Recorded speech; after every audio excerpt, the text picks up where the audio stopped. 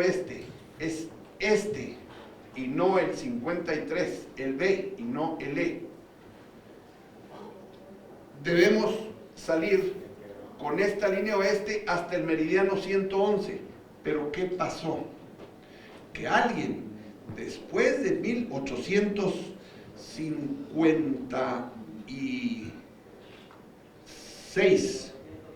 en que se hizo la medición y el establecimiento de monumentos y mojoneras, entre 56 y 90, alguien movió los monumentos y las mojoneras. Cuando se hace una revisión se encuentra que hay diferencias en la monumentación. Y a la fecha nos encontramos con que esta esquina, que debe estar en el meridiano 111, fue corrida la cantidad de 7.254 metros, 7.254 kilómetros, hacia el oeste, que en vez de estar aquí, quedó acá, provocando que se corriera la línea divisoria por este punto, que acá la tenemos marcada en la línea roja, corriendo esa línea del punto C hacia en donde está el 205, debiendo corregirse, pues la línea debe correr de donde está el punto F a donde está el 205. Esto nos da una diferencia multiplicando los 378.7 kilómetros de la línea roja, que es la frontera de facto, por los 7.254 metros que están acá en la diferencia del meridiano 111 con el 111 grados 4 minutos 34.45 segundos, que es en donde está la actual mojonera, nos da una diferencia nada más y nada menos que de 75.636 hectáreas, propiedad de México, que corresponden al estado de Sonora y que deben ser reintegradas al territorio nacional. No solamente tiene la trascendencia de una sumatoria equivalente a 84.757 hectáreas, sino tiene también la trascendencia de que son más de 50 kilómetros de frontera que está aquí mal delimitada, más los 378 kilómetros que está acá esta frontera mal delimitada, y que nos darían aproximadamente unos 440 kilómetros de frontera que debe ser reubicada. Y si se pretendiera levantar muros sobre esta área, dejo en claro que los mexicanos tenemos el derecho, 120 millones de mexicanos, más de 120 millones de mexicanos, tenemos todo el derecho de impedir que se levante un muro sobre el territorio mexicano. ¿Sería una invasión? Si el vecino en su patio quiere levantar una barda, lo correcto es que se haga un apeo y deslinde, cada quien con sus escrituras, que se hagan las mediciones y se defina en dónde está la línea que divide cada propiedad. Esto llevado a niveles de las naciones es lo mismo.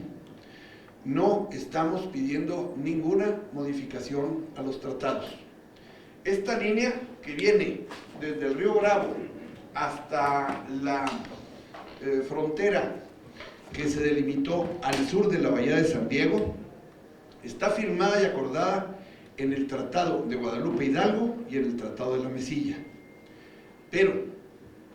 los acuerdos que están ahí no están debidamente ejecutados y se ha llegado el momento de que pidamos esa corrección. Hago una acotación. Estos estudios corresponden a los hechos por el señor ingeniero Jesús Eiras Arzolarza, extraordinario topógrafo chihuahuense y estudioso de la historia, que hizo un tratado al respecto. Estos estudios también fueron hechos en la convención de 1890, en los tiempos del gobierno de Porfirio Díaz, en donde también ya ahí se habían determinado estas diferencias. En 1897, el gobierno del presidente Porfirio Díaz envió una nota diplomática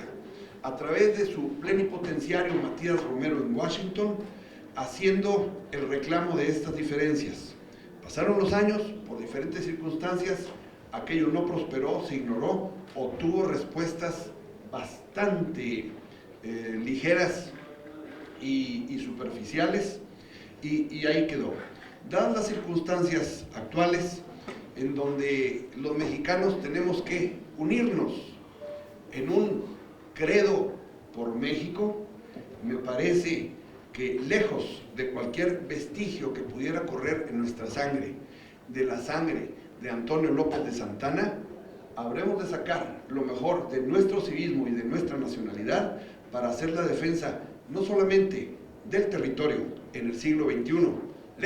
lejos de nuestras desgracias en el siglo XIX, y hacer también la defensa de lo que es la línea divisoria exacta que fue acordada en los tratados entonces firmados y que los hemos respetado hasta la fecha. Esto es básicamente lo que deseo plantearles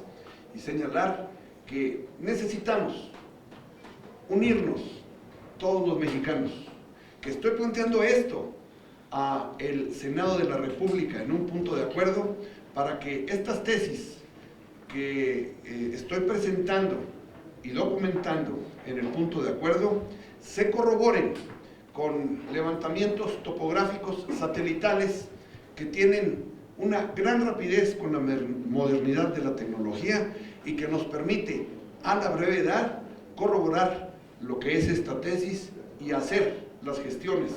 ante el Departamento de Estado, ante nuestros vecinos, con todo el respeto, pero también con todo el derecho que nos asiste, para que, siguiendo un principio de buena vecindad que hemos sostenido como divisa de las relaciones exteriores de México,